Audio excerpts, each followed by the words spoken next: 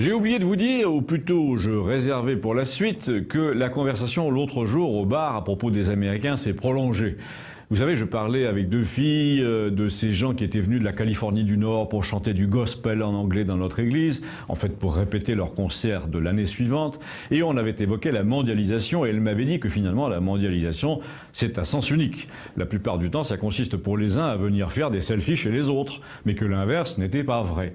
Et là, comme souvent, vous avez le raisonneur socialiste qui sirote sa bière au coin du bar et qui intervient pour corriger ce qu'il vient d'entendre au nom de la raison parce qu'il est abonné au Monde. Alors devant le présentoir, il dit je vous prends pas le Monde, je suis abonné. Ça fait toujours bien. Alors ce type nous a fait aussitôt la leçon de prétendre ainsi que la mondialisation était une commodité pour les uns et une plaie pour les autres. Il nous a invités, comme le font souvent les gens de son espèce, à réfléchir davantage. Et il nous a parlé sur le ton « soyons sérieux ».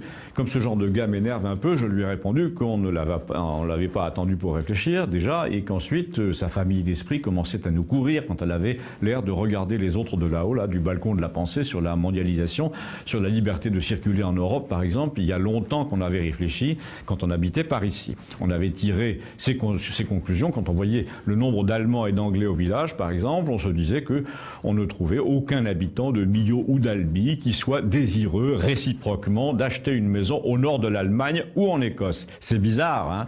Et donc, prétendre que les gens sont libres de circuler partout en Europe, ne pas s'apercevoir qu'il n'y a qu'une seule sorte de gens qui circulent et qui circulent chez les autres, c'était bien malhonnête.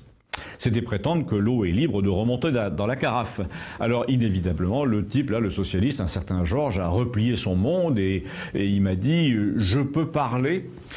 Oui, parce que généralement, quand un contradicteur peu sûr de lui essaie de donner du poids à ce qu'il dit, il s'arrange pour faire croire que vous voulez l'empêcher de parler.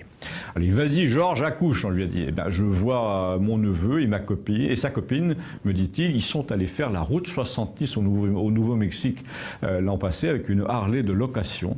Donc c'est pas vrai ce que tu dis, c'est bien réciproque.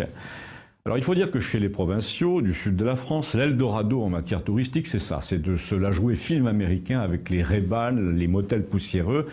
Et c'est tout ce qu'il avait à me dire, ce socialiste, pour illustrer que la mondialisation n'était pas un truc à sens unique.